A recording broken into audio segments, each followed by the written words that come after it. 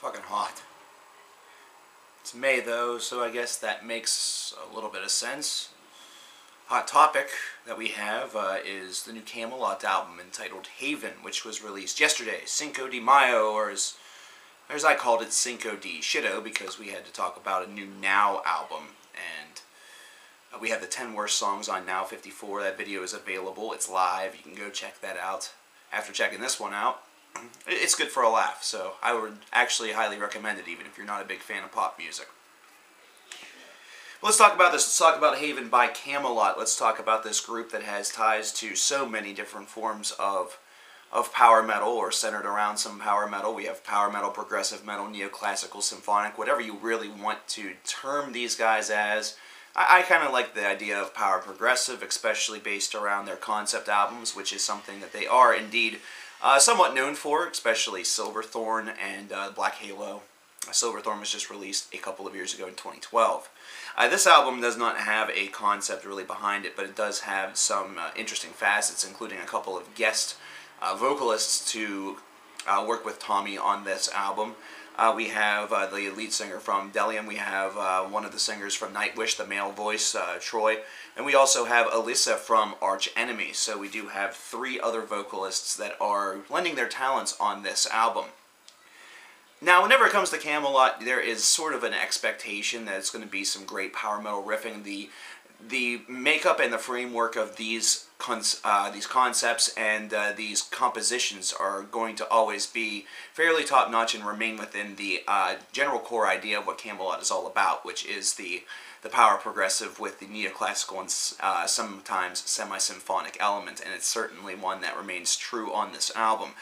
We do have songs such as Ecclesia. We have songs that really embody a little bit more of that cinematic atmosphere, that embody a little bit more of almost like a soundtrack style atmosphere, which is a very, very nice touch. It's something that they're very good at. They're able to really put together just some fantastic instrumental works that can really provoke and provide a little bit more mood, and really kind of helps with the framework of the album. It aids with transition. It aids also within something that maybe doesn't feel like it would kind of flow or mold together very well. It provides a nice little bridge to gap those two odd points together.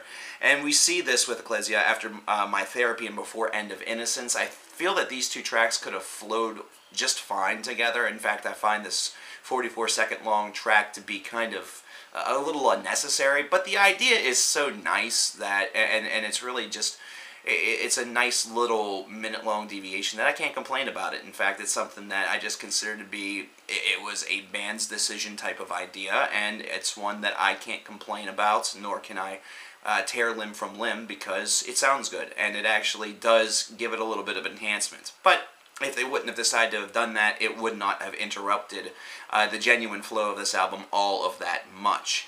That being said, the song Under Grey Skies, which features 2 of our guest vocalists, Troy from Nightwish and Charlotte from Delium, that's probably one of the strongest songs that you're going to hear on this disc, and it just has such a collective feel to it. There's just such a great amount of unity among everybody on this track, and the band is just rocking like crazy. But I really like My Therapy. I like sort of the symbology behind it. I like the general message of this track, not to mention it really kind of has that feel that it's being written based around therapeutic desire, either that or therapeutic need. It definitely has a terrific sensibility to it.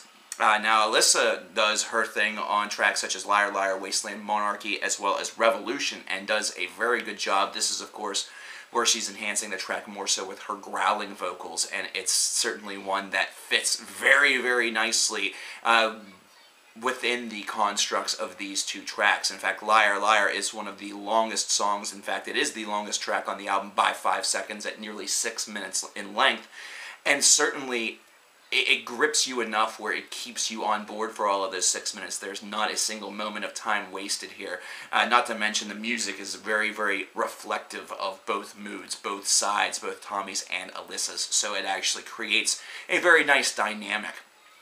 Overall, this is an album that feels like it has all of the tools that could craft a great Kamelot album. And I'm talking like a classic upper tier album, but as far as the material itself is concerned, it's kind of stuck within that average to above average position. Now, a lot of people look at their concept albums and consider them to be great because they sort of took on an ambitious idea and transformed it into something pretty magnificent. And I think that Black Halo really is more of the album that people talk about rather than Silverthorn. But this is an album that I feel if they could have done a little bit more with some of these tracks and perhaps given them a little bit more variety overall, it would have been something that would have enhanced it even more. I feel that their concept records do a little bit more for listeners because it does sort of encourage and almost forces a little bit of that variety, and it seems like they're very, very good at it. It's just that they didn't use that element of their repertoire nearly enough on Haven. It's not by any means a poor album. I think that I need to make that abundantly clear because it seems like every time I mention one particular fallacy, people get up in arms. It's not a bad album by any stretch of the imagination. In fact, this is one that has very solid power metal work with some minor progressive twinges. Definitely throws upon the neoclassical elements very briefly, and it's almost not something that needs to be mentioned, but the symphonic element does come into play with some of the instrumentals that you hear on this record. So basically, the best way to put this is a very middle-of-the-road record, I feel. It's one that has some positive things that they have done right. I definitely applaud the guests that they had on this album. They give the tracks that they are on a little bit of extra flavor. I just feel like it doesn't have just about enough to be considered to be God-tier Kamelot. I would give this album a 78 out of 100. Really enjoy a lot of the work on this album, but just needs a little bit more for me in order for it to really be a memorable, really enjoyable disc from inception to death.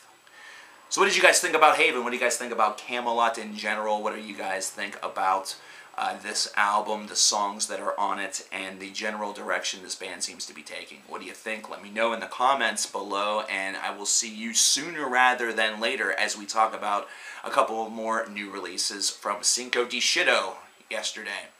So stay tuned.